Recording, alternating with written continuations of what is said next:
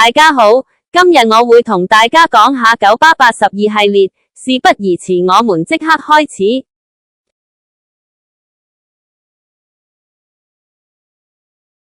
首先就係82K 嘅特別班次 82B。82B 係一條由美田單向開往大圍站嘅巴士路線，淨係喺星期一至五早上繁忙時間提供服務，以疏導新界專線小巴63K 線的龐大客流，每日淨係得4班。呢條路線是全港平均行車速度最慢的專營巴士路線，平均行車時速只有 4.5 公里。2014年2月4日，82B 線投入服務，途經美田村及美松苑。呢條路線亦都設有一班特別班次由美松苑開出，途經美城苑。同時佢都亦設有與港鐵之1港元轉乘優惠至同年8月3日，期滿後曾獲延長。2015年4月8日，取消港鐵轉乘優惠。2015年8月24日，早上由美至樓開出班次改由美田村公共運輸交匯處開出，同時提供優惠收費 3.1 港元至同年11月23日為止。2015年11月24日，延長優惠收費至2016年2月26日止。2015年12月31日，增設到站時間預報。2016年3月14日，下午繁忙時間班次起點站由大圍街市遷入大圍站公共運輸交匯處。2017年5月29日，提升至每天全日服務，星期一至五8點30分前之班次由美田單向開往大圍站，稍為修改開出時間，並於上課日加開7點25分班次。星期一至五8點30分起之班次，星期六日及假日全部班次循環來往大圍站及美松苑。由大圍站開出後，按原有下午班次的走線經美田村前往美松苑，然後循完美松苑特別班次的定線前往大圍街市，再返回大圍站，及取消早上美松苑特別班次。2017年7月24日，循環時段往美松苑方向增停香粉寮街美至樓站。2020年12月10日，受新型冠狀病毒肺炎疫情影響，循環時段班次暫停服務，4日後改為全線暫停服務，至2021年2月22日恢復服務。2021年5月31日，大幅縮減至只在星期一至五早上繁忙時間提供4班由美田單向開往大圍站的服務。2022年2月11日，受第5波新型冠狀病毒肺炎疫情影響，再度暫停服務，直至4月21日恢復有限度服務，即係而家咁樣。No, God, please, no, no! Emotional damage. Emotion. 笑話歸笑話，返回正題。下一條路線就係82C。82C 係一條來往廣園及香港科學園，途經圓洲角石門後，取道大老山公路前往港鐵大學站，只於星期一至六上午繁忙時間及星期一至五黃昏分別提供服務。2014年8月18日，82C 線投入服務，由沙田廣園單向開往香港科學園，只在星期一至六早上繁忙時間提供服務。2014年12月29日，延長至香港科學園第3期。2015年9月5日，增設到站時間預報。2016年8月6日，香港科學園第3期公共運輸交匯處封閉，科學園總站改設於科技大道西 15W 大樓對開。開車時間為18點10分及18點25分。2019年9月9日，往廣園方向增設小瀝源路帝寶城站。2020年9月14日，因應 43P 線不再途經大涌橋路，往香港科學園方向於濱景花園增設分段收費。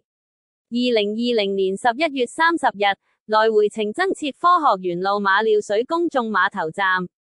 2022年6月20日，上午由廣園開出之班次減至3班，開出時間為7點15分、7點45分及8點15分。2024年6月24日，試行增加班次及調整行車路線，直至同年9月30日，後獲延長至同年12月31日取消，即是星期一至五由廣園開出之班次增至5班，開出時間為7:05分、7:25分、7:45分、8:05分及8:25分。星期六由廣園開出時間改為7:10分、7:40分、8:10分。由科學園開出之班次增至3班，開出時間為18:05分、18:15分及18:25分。由廣園開出之班次要經帝日酒店及威爾斯親王醫院，就變咗而家咁。Into the mouth. Nice. 跟住呢條路線應該係今日鬧得比較多嘅路線，佢就係82D。82D 係一條來往博賢路和大圍站嘅路線，呢度已經有可以俾人鬧嘅位。喺九巴應用程式入邊佢係顯示白石角，但係你白石角咁大，點知你白石角係解邊度啫？所以九巴應該將白石角改為博賢路。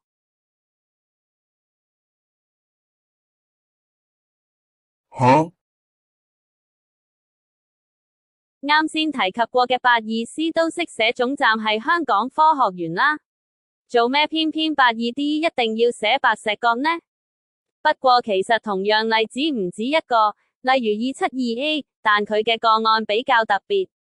我話佢例子特別嘅原因係因為佢顯示屏會顯示博賢路，同埋佢九巴 App 正常班次淨係顯示白石角循環線，但係喺佢嘅其中一個特別班次係顯示博賢路嘅。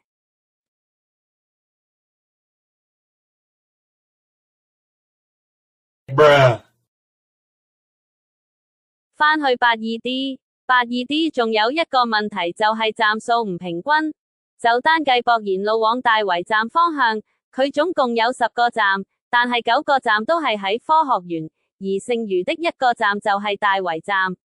雖然大圍站附近有好多住宅區，但係單靠嗰一個站係一定唔夠的，睇佢每日淨係做4班就知道啦。不如改個總站去美田或者顯徑啦。不過呢條路線唔係全部嘢都係鬧嘅，佢識唔兜大學站絕對係一個聰明之舉，因為如果入去的話就等同跟東鐵爭食，等同送走客源，二來又嘥時間。所以我對呢條路線嘅印象係有讚有鬧。跟住呢條路線相信大家都唔陌生，佢就係82K。82K 係一條專門載短途客嘅路線。1984年2月27日 82K 線投入服務，來往美林及圓洲角，以3輛單層豪華巴士行走。1984年12月2日，配合沙田區區內線重組，大幅更改路線，由圓洲角延長至火炭、山尾街，來回程繞經田心街、新田圍及月明村街，以取代86K 線的服務。全線改派7輛雙層巴士行走。1985年2月15日，配合火炭站啟用，火炭總站遷往火炭火車站，來回程改經松頭下路及歐貝灣街，不經瑞和路及山尾街。1986年2月17日，增設晨早特別班次，由美林單向開往大圍火車站，特別班次於同年8月23日停辦。1986年4月23日，配合大圍車站永久車站大樓啟用，更改行車路線，來回程改經川南道大圍巴士總站及積輝街，不再途經積福街、積綠里、成全路、積木頭站及大埔公路大圍段。1987年1月17日，因應大圍總站遷往大圍永久車站以南的新巴士總站，介乎大圍道及美田路之間的一段川南道需永久封閉，來回程改經新總站及大圍街市外的一段美田路，不再途經川南道舊大圍巴士總站及積輝街。1988年12月12日，往美林方向改為先繞經大圍巴士總站，然後繞經田心街。1992年12月12日，因歐貝灣街及松頭下路部分路段改為單向行車，更改行車路線如下：往火炭火車站方向駛經松頭下路及歐貝灣街後，需要經面房街及禾寮坑路前往歐貝灣街；往美林方向則直接改經面房街前往火炭路，不不再行經松頭下路。2001年5月19日，因應大圍臨時巴士總站南移，美田路入口封閉，往火炭火車站方向改以車公廟路駛入總站。2005年1月20日，配合美田路支路通車，往美林方向繞經支路及香粉寮街。2005年4月15日，來回方向繞經的大圍火車站總站由原有支路天總站遷入其旁邊的室內公共運輸交匯處。2010年11月6日，改為來往美林及黃泥頭，來回程不再途經大圍站巴士總站及火炭工業區，增設空調巴士服務，成為沙田區最後一條加冷的路線。2011年2月27日，往美林方向於小瀝源路廣源村廣柏樓外增設分站。2011年9月11日，提升為全空調服務。2015年11月28日，由美林開出之美賓車時間延遲至23點10分。2015年12月31日，增設到站時間預報。2017年7月1日，新增由海福花園往美林的分段收費。2018年11月5日，增設特別班次，於星期一至五7點25分由美林開往新田圍。特別班次其後於2020年2月6日，在未有正式通知下取消。2023年12月3日，因應 A4 二線開辦，改為往返美田及圓洲角，不再服務沙田第一城及小瀝源，往圓洲角方向維持繞經美林總站，調整由圓洲角開出之服務時間為6點10分至23點10分。2024年10月28日，由圓洲角延長至愉翠苑。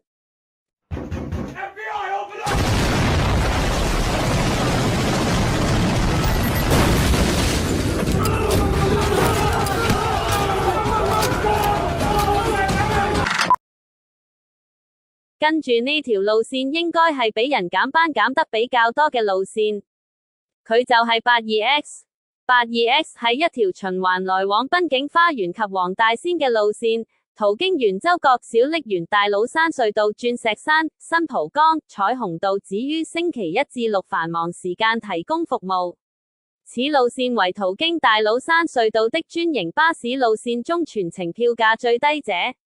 1991年6月29日，配合大老山隧道通車，82X 線投入服務，循環來往廣源及鑽石山地鐵站，只於平日繁忙時間提供服務。1992年4月1日，九龍端延長至黃大仙。1992年4月26日，往黃大仙方向繞經彩虹臨時總站。1993年6月20日，配合 284X 線停辦，實施多項改動，新界端延長至濱景花園，提升至每天全日行走及增派空調巴士服務，增設由廣源開出的特別班次。1994年9月25日，由廣源開出之特別班次獨立編號為 82P 線。1997年4月21日，來回程改經插桅杆街及牛皮沙街，往濱景花園方向改經銀城街。1997年9月10日，提升為全空調服務。1997年11月2日，循環點遷往同日啟用的鑽石山地鐵站總站。2000年6月1日，改為濱景花園來往黃大仙雙向模式行走，取代循環模式。2000年9月27日，恢復以循環模式行走。2002年9月21日，增設與多條大老山隧道路線的轉乘優惠。2015年9月5日，增設到站時間預報。2024年1月6日，往黃大仙方向位於新蒲崗公共交通總站的中途站遷移至總站外，彩虹道西行之路邊分站。跟住呢個時候，九巴就發現佢同某一條路線嘅走法非常相似。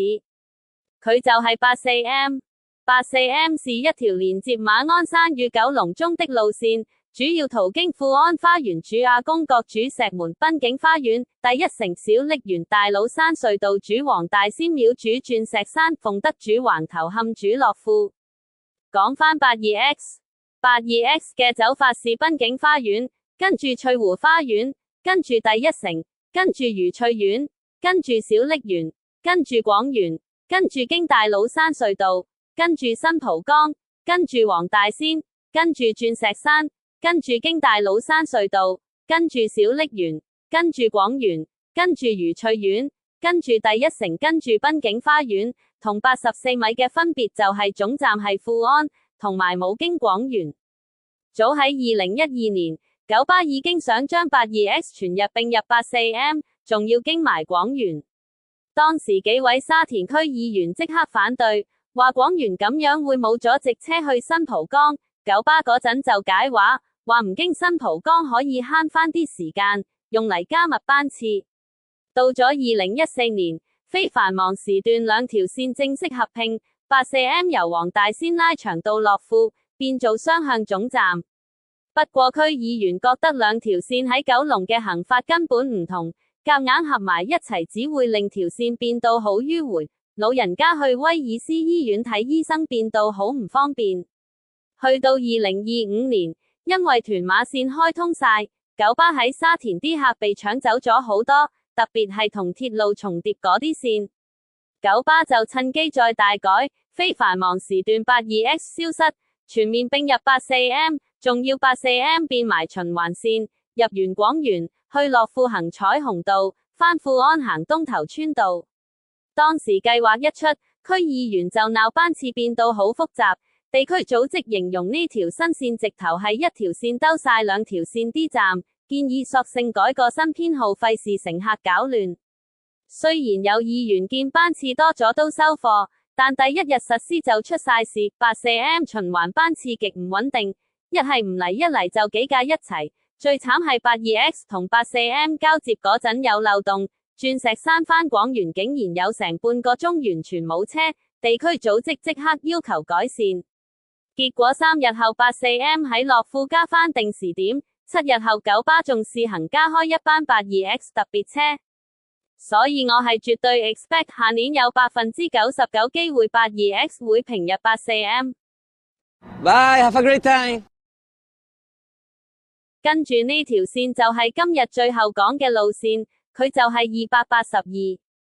講返90年代初，新田圍村居民要去沙田市中心，專營巴士其實得81K 一條線。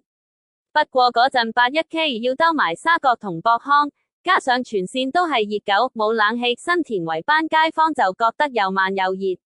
當時新田圍各座嘅互助委員會好團結，自己夾錢搞咗隻叫康樂車嘅小巴服務，由富圍樓開出，經獅子橋直去好運中心。